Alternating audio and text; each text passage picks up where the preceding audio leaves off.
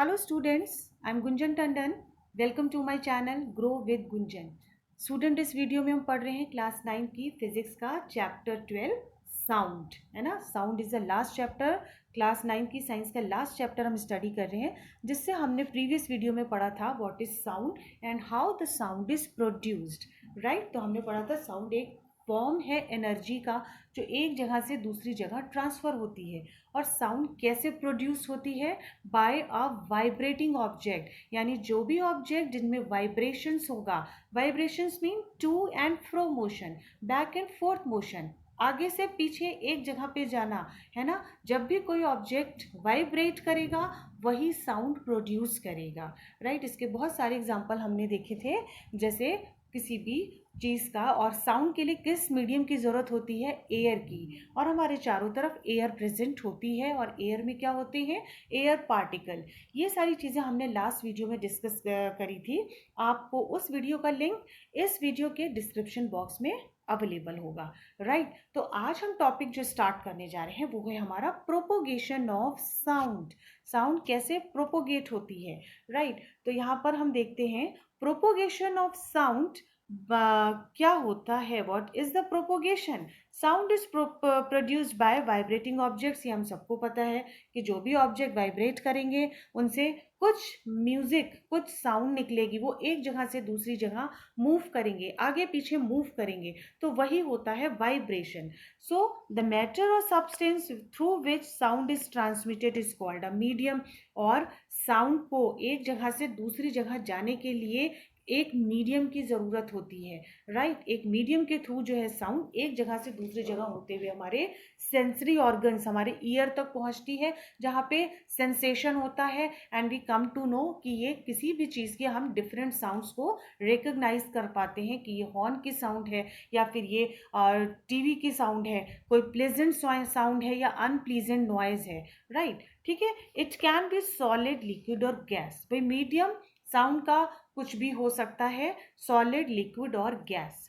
Clear? Sound moves through a medium from the point of generation to the listener. जहां से sound produce होती है वो medium के थ्रू उस जगह से दूसरी जगह लिसनर तक पहुंचती है, ठीक है ना। जब भी मान लीजिए कोई लाउड स्पीकर बज रहा है, तो लाउड स्पीकर की आवाज, मीडियम, हमारा मीडियम क्या है? एयर है। एयर में क्या है? Air particles. एयर पार्टिकल्स के थ्रू वो हमारे कानों तक पहुंचती है, हमारे सेंस ऑर्गन, हमारे ईयर में जो है एक सेंसेशन होती है, और हमें पता चलता है कि दूर कहीं लाउड स्पीकर बज रहा है ना। यानी साउंड जो है एक वेव के फॉर्म में आ रही है ना। वेव के फॉर्म में हम कहते हैं कि साउंड जो है वो एक लाउड स्पीकर से होती हुई हमारे ईयर तक आ रही है।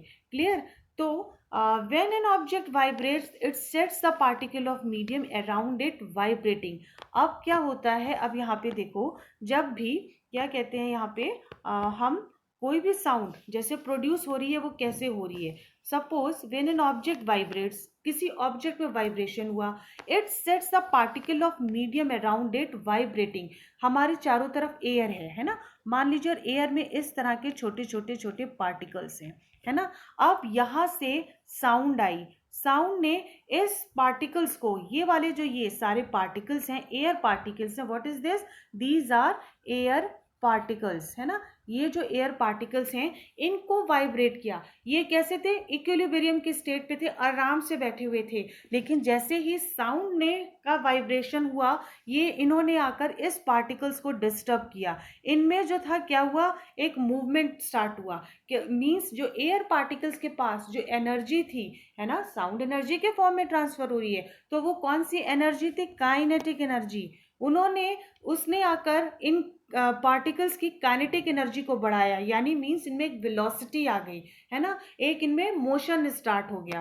क्लियर? तो ये कैसे हुआ? ये देखो, साउंड पार्टिकल्स जो हमारे एयर पार्टिकल्स थे उनमें काइनेटिक एनर्जी आ गई, यानी उनमें जो क्या हुआ? मोशन स्टार्ट हो गया।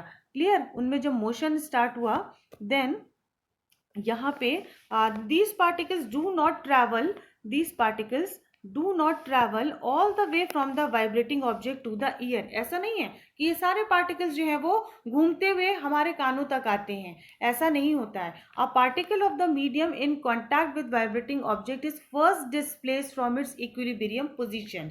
ठीक है, पहले इसको ध्यान से सुन लो। ये हमारे एयर पार्टिकल्स हैं, इस तरीके से, है ना, एयर में इस तरीके के पार्टिकल आसपास आसपास रहते हैं। ठीक है, अब जब वाइब्रेशन हुआ किसी ऑब्जेक्ट का, साउंड ने ट्रैवल किया, साउंड ने एक एनर्जी के फॉर्म में यहाँ पर इनको धक्का दिया, ऐसे समझ लीजिए, यानी इनकी वेलोसिटी बढ़ी, इनके पास क्या आ गई, इनकी काइनेटिक एनर्जी आ गई, right. As a result of which the adjacent particle gets displaced from its position of the rest. ये अपनी रेस्ट की पोजीशन से निकलकर बाहर आए, इनको एक मूव, एक धक्का मिला, एक पुश मिला, और इन्होंने क्या करा, आगे वाली एनर्जी को, आगे वाले पार्टिकल्स को एनर्जी ट्रांसफर कर दी। जो आगे वाले एयर पार्टिकल्स थे उनको इन्होंने अपनी काइनेटिक एनर्जी ट्रांसफर कर दी, और उनमें भी क्या हुआ, वाइब्रेशन स्टार्ट हो गया।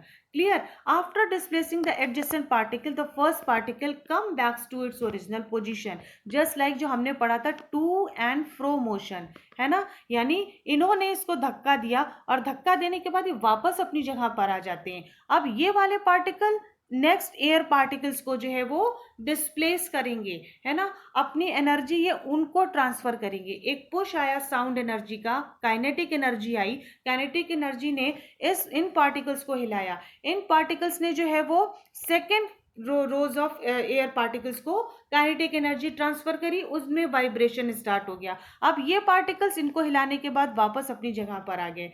इस रो ने इस वाले एयर पार्टिकल्स को जो है वो धक्का दिया, और इस तरीके से एक आगे की तरफ जो है एनर्जी बढ़ती जा रही है, बढ़ती जा रही है, और पार्टिकल्स को जो है क्या मिलता जा रहा है, एक उनमें वाइब्रेशन होता जा रहा है, और वो दूसरे को वाइब्रेट करने के बाद बैक टू इट्स पोजीशन आ जा रहे हैं, right. And this process continuous in the medium till the sound reaches your year.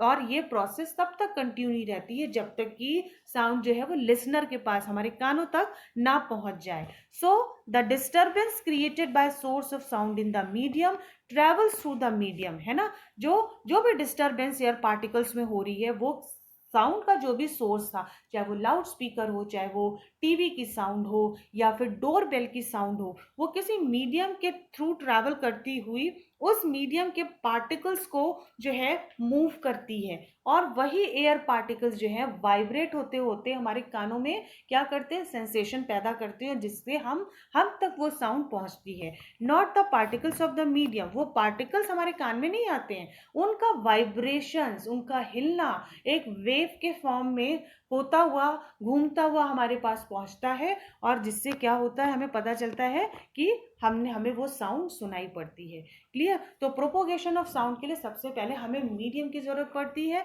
वो मीडियम सॉलिड, लिक्विड, गैस कुछ भी हो सकता है, लेकिन एयर, अगर हम गैस की बात करें तो चारों तरफ हमारे क्या है, एयर है ना। और एयर में एयर पार्टिकल्स होते हैं। जैसे ही कोई सोर्स ऑफ साउंड, किसी ऑब्जेक्ट में वाइब्रेशन होता है तो वो एनर्जी ट्रांसफर करता है। एनर्जी कौन सी, काइनेटिक एनर्जी ट्रांसफर करता है, जिससे उन एयर पार्टिकल्स की वेलोसिटी बढ़ती है, और वो एक के बाद एक एयर पार्टिकल्स दूसरे के इक्विलिब्रियम यानी रेस्ट पोजीशन को तोड़ते हैं, उनमें मूवमेंट होता है, उनमें मोशन होता है, फिर वो दूसरे पार्टिकल्स को आगे धक्का देते हैं, अगेन बैक टू अपनी पोजीशन पे आ जाते हैं। ऐसे ही करके ये प्रोसेस पूरी कंटिन्यू रहती है, और तब तक रहती है जब तक कि वो वाइब्रेट होकर घूमती हुई जो है वो कहाँ, लिसनर के कानों तक ना पहुंच जाए, राइट। तो ये था हमारा पूरा यहाँ पे जो है प्रोपोगेशन ऑफ साउंड को मीडियम की जरूरत होती है, राइट। अभी हम बात कर रहे थे कि साउंड जो है वेव के फॉर्म में आगे बढ़ती है ना, वेव के फॉर्म में आगे बढ़ती है, यानी साउंड वेव हो गया हमारा ये topic, sound wave.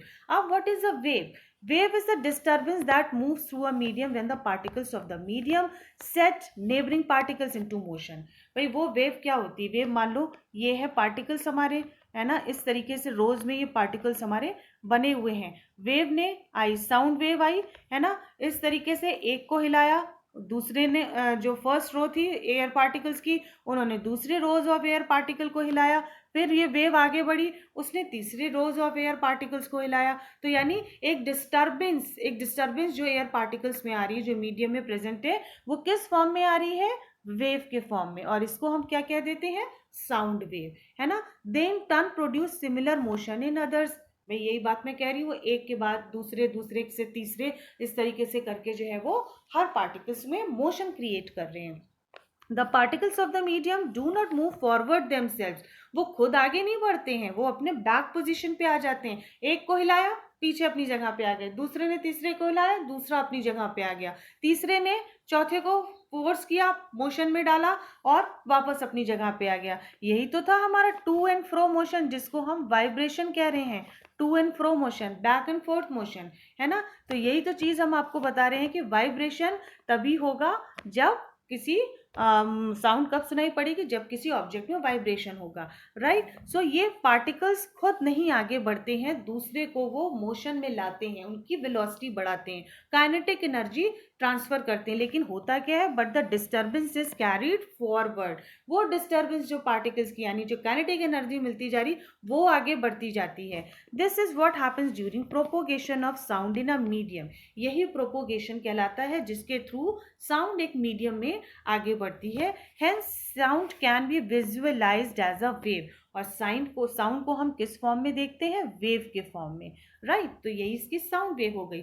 Sound waves are characterised by the motion of particles in a medium and are called mechanical waves, है ना। साउंड मीडियम में जब मोशन, जब पार्टिकल्स को में मोशन क्रिएट करती है ना। जो एयर पार्टिकल्स में जो मोशन आ रहा है, किसके थ्रू आ रहा है, एक वेव के फॉर्म में आ रहा है, साउंड वेव्स जिसको हम बोल रहे हैं। और वो कौन सी वेव्स कहलाती है, मैकेनिकल वेव्स कहलाती हैं, राइट। इसको आगे डिटेल में हम और डिस्कस करेंगे, लेकिन यहाँ पे साउंड वेव हमें समझ में आ गया। जो भी डिस्टर्बेंस एयर पार्टिकल्स में हो रहा है, वो एक वेवी फॉर्म में हो रहा है, एक तरंगों के फॉर्म में हो रहा है ना। और वो पार्टिकल्स खुद आगे नहीं बढ़ते हैं, वो एक से दूसरे को, दूसरे से तीसरे को ऐसे करके जो है उन्हें, उनमें मोशन क्रिएट करते हैं, उनकी काइनेटिक एनर्जी बढ़ाते हैं। मींस कोलिजन होता है, टकराते हैं आपस में, है ना। और टकराने के बाद खुद अपनी जगह पे वापस आ जाते हैं, दूसरे को टकरा के उनको अपनी एनर्जी ट्रांसफर कर देते हैं। और इस तरीके से एनर्जी जो है वो जो साउंड हमारी है, वो वेव के फॉर्म में लिसनर तक पहुंचती है, राइट। तो ये हो गया हमारा साउंड वेव, क्लियर। आगे बढ़ते हैं। Air is the most common medium through which sound travels. वैसे तो एयर सॉलिड में भी अभी सुनाई पड़ती है। जब हम किसी सॉलिड, एक बेल को जब हम बजाते हैं तो वो सॉलिड है, उसमें भी जब वाइब्रेशन होता है तो हमें साउंड सुनाई पड़ती है। तो मीडियम हमारा यहाँ पे क्या हो गया, जो बेल का, जो एक बड़ा सा घंटा, स्कूल के घंटे को अगर हम देखें तो उसको अगर हम जब हिट करते हैं हैमर से तो हमें साउंड सुनाई पड़ती है, मीन्स उसमें वाइब्रेशन हुआ, है ना। तो सॉलिड मीडियम था, उसमें सबसे ज्यादा हमें साउंड सुनाई पड़ती। क्यों? क्योंकि सॉलिड के जो एयर पार्टिकल्स है वो बहुत क्लोजली पैक्ड होते हैं, है ना। तो उनमें जल्दी जल्दी एनर्जी ट्रांसफर होती है in comparison to air and liquid, है ना। और एयर में सबसे ज्यादा टाइम लगता है साउंड को प्रोपोगेट होने में। क्यों? क्योंकि एयर में पार्टिकल्स बहुत दूर दूर होते हैं, they have so much spaces. जितनी ज़्यादा स्पेस होगी उतनी ही टाइम लगेगा उनको काइनेटिक एनर्जी ट्रांसफर करने में, है ना। उतना ही टाइम वो लेंगे एक पार्टिकल से दूसरे पार्टिकल को एनर्जी ट्रांसफर करने में, राइट। तो इसलिए सॉलिड में सबसे ज़्यादा क्या होता है, साउंड का propagation in comparison to liquid and air, है ना, राइट। तो ये यहाँ पर आपको क्लियर हो गया कि मीडियम हमारा कोई भी हो सकता है। When a vibrating object moves forwards, it pushes and compresses the air in front of creating a region of high pressure. जब भी वाइब्रेशन किसी ऑब्जेक्ट में होता है तो वो आगे की तरफ बढ़ता है, it pushes, वो धक्का देता है, and compresses the air in the form of creating a region of high pressure. यानी जिस जगह पर उसको वहां पे वो पुश करके आगे वाले पार्टिकल्स को जब वो धक्का दिया है तो वहां पे एयर क्या होती, कंप्रेस हो जाती, वहां पर हाई प्रेशर होता है, and this region is called compression, है ना। जैसे ये पार्टिकल्स हैं, अभी मैं आपको इमेज भी दिखाऊंगी इस तरीके से, है ना, ठीक है। ऐसे ऐसे इसने धक्का दिया, ये तो हमारी काइनेटिक एनर्जी ट्रांसफर होती जा रही है। लेकिन जब धीरे धीरे धीरे कुछ पार्टिकल्स जो है वो बिल्कुल पास पास ऐसे ऐसे आ जाते हैं, है ना। तो ये वाला जो रीजन जहाँ पे बहुत क्लोजली है, इस रीजन को हम क्या कह देते हैं, कंप्रेशन, यानी region of high pressure, right, region of high pressure. Then उसके बाद यहाँ पे हमें कंप्रेशन समझ में आ गया, कहाँ पे, जब एयर जो है हाई प्रेशर के साथ जिस रीजन में पहुंचती है, कंप्रेस करती है, वो रीजन कंप्रेशन कहलाता है। This compression starts to move away from vibrating object, और यही कंप्रेशन जो है उन्हीं ऑब्जेक्ट में वाइब्रेशन स्टार्ट करता है। वाइब्रेशन स्टार्ट करता है when the vibrating object moves backward, और जो वो उनको हिलाने के बाद वो वापस आता है, move backwards, it creates a region of low pressure, और इसको क्या कहते हैं, रेयर फ्रैक्शन। इसको क्या कहते हैं, रेयर फ्रैक्शन, है ना। रेयर फ्रैक्शन क्या हो गया, जब पार्टिकल्स दूसरे पार्टिकल्स को धक्का देने के बाद वापस अपनी जगह पर आ जाते हैं, उनके बीच में लो प्रेशर होता है, तो उनको रेयर फ्रैक्शन कहते हैं, right. As the object moves back and forth rapidly, a series of compression and rarefaction is created in the air. यही जो है compression and rarefaction air particles में move back and forth, to and fro चलता रहता है, जिसकी वजह से क्या होता है, एक वेव के फॉर्म में साउंड जो है वो ट्रांसफर होती रहती है। These makes the sound wave that propagate through a medium, है ना, और यही साउंड वेव जो है वो प्रोपोगेट होती रहती है पूरे मीडियम में। So compression is the reason of, है ना, ये समझ में आ गया आपको कंप्रेशन क्या होता है, जहां पर हाई प्रेशर होता है, और रेयर फ्रैक्शन जो लो प्रेशर होता है, यानी जब वो वापस अपनी जगह पर मूव करते हैं, है ना। तो यही कंप्रेशन एंड रेयर फ्रैक्शन जो है मीडियम में चलता रहता है, और साउंड जो है वो ट्रांसफर होती रहती है, राइट। इसको हम देखते हैं, ठीक। आगे पढ़ते हैं। Compression is the reason of high pressure and rarefaction is the reason of low pressure, है ना। तो यानी कंप्रेशन हाई प्रेशर वाला हमारा एरिया हो गया, rarefaction is the reason of low pressure. ये देखो यहाँ पे सी एंड आर क्लियर किया गया है, this is the reason of compression, air particle बहुत पास पास है ना। अब यहाँ से रेयर फ्रैक्शन है, वापस जब अपनी जगह पे आएंगे तो ये जो है क्या कहते हैं, बैक जब अपनी पोजीशन पर होते हैं तो वहाँ पे लो प्रेशर हो जाता है। Pressure is related to the number of particles of medium in a given volume. Pressure क्या होता है, जितने भी नंबर ऑफ पार्टिकल्स किसी मीडियम में जितने एरिया कवर कर रहे होते हैं।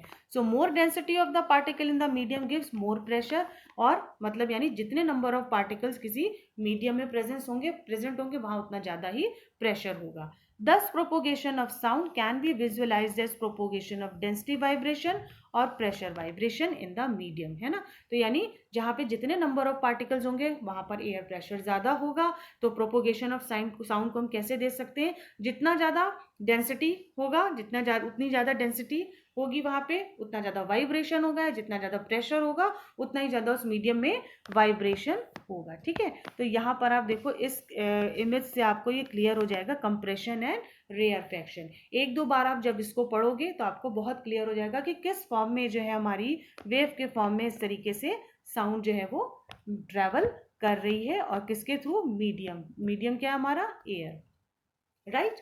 नेक्स्ट देख लेते हैं, sound needs a medium to travel. ये हमने अभी पढ़ा है इसको, लेकिन क्या होता है, sound is a mechanical wave and needs a medium like water, air, steel, यानी सॉलिड, लिक्विड, गैस, कुछ भी हो सकता है, for its propagation.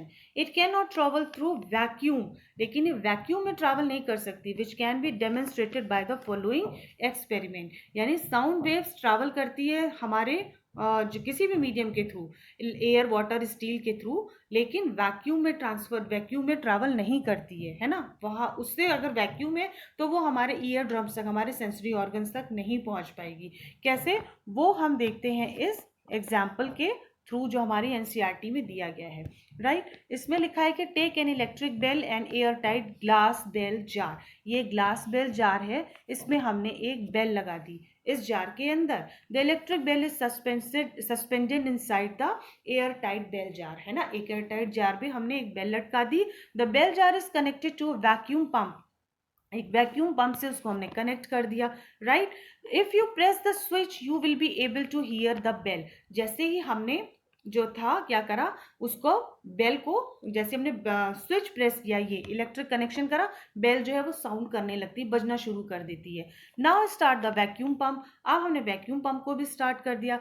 When the air in the jar is pumped out gradually, यानी जब जो उसके अंदर की एयर थी उसको हमने वैक्यूम पंप से खींच के बाहर निकाल दिया, तो sound becomes fainter although the same current is passing through the bell, है ना। जो इलेक्ट्रिक बेल थी उसको जब हमने स्विच प्रेस किया, उसके अंदर एयर थी, वो साउंड करने, बेल बजने लगी, और जो बाहर खड़ा यहाँ पे जो भी हमारा लिसनर होगा उसको इसकी साउंड सुनाई पड़ी, है ना, ठीक है। लेकिन जैसे ही हमने वैक्यूम पंप को ऑन कर दिया, है ना, सारी हवा खींचने लग गए, उसमें उसकी हवा जैसे जैसे बाहर आने लगी, वैसे वैसे साउंड जो थी बेल की वो फेंट होने लगी, कम सुनाई पड़ने लगी, फीबल होने लगी, ऐसा लगा बहुत दूर से कहीं से आ रही है। After same time when less air is left inside the bell jar, you will hear a feeble sound. जैसे जैसे एयर भाई मीडियम है और उसी के थ्रू साउंड प्रोपोगेट होती है। जैसे ही उस जार की जो एयर जो थी वो बाहर निकलनी शुरू हो गई वैक्यूम पंप के थ्रू, जो साउंड जो थी वो बेल की वो हल्की हो गई, लाइटर हो गई,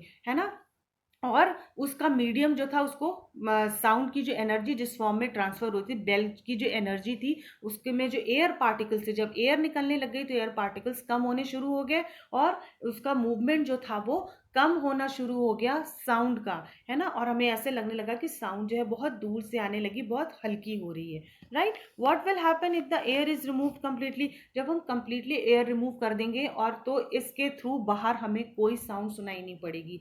जार के अंदर जब एयर नहीं होगी, कोई एयर पार्टिकल्स नहीं होंगे, एनर्जी ट्रांसफर ही नहीं होगी साउंड के फॉर्म में, तो हमें कोई साउंड जार के बाहर से नहीं सुनाई पड़ेगी।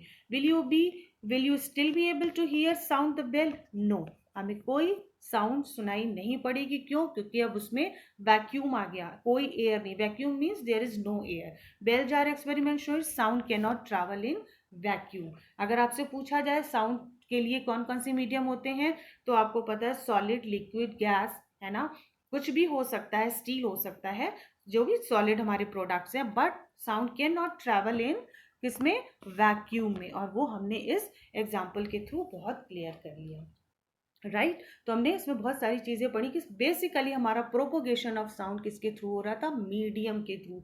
मीडियम क्या थी? हमने एयर लिया था। एयर के थ्रू, जो एयर में क्या होते हैं? एयर पार्टिकल्स होते हैं। उन एयर पार्टिकल्स में टू एंड फ्रो मोशन होता है, जिन्हें हम वाइब्रेशन कहते हैं। और वाइब्रेशन किस फॉर्म में होता है? कंप्रेशन एंड रेयरफैक्शन के फॉर्म में। Compression where the high pressure, high density, है ना, जहाँ पे नंबर ऑफ पार्टिकल्स ज्यादा है, एंड रेयर फैक्शन जहाँ पे पार्टिकल्स दूर दूर है, with low pressure, low density, with low volume, है ना। तो ये सारी चीजें हमने पढ़ी कैसे कंप्रेशन एंड रेयर फैक्शन के फॉर्म में, जिसे हम to and fro, back and forth motion कहते हैं, वही एयर पार्टिकल्स में होता है। और वो कहीं भी दूर साउंड बजी हो, ड्रम बजा हो, लाउड स्पीकर बज रहा हो, तो वो जो है हम तक पहुंचता है इस साउंड वेव के फॉर्म में। और साउंड मीडियम के थ्रू ट्रैवल करता है, except sound can not travel in the vacuum. वो हमने इस एग्जाम्पल के थ्रू क्लियर कर लिया, right? I hope students it is clear to you all. If you like my video, please like, share and subscribe. Till then, keep watching and keep learning.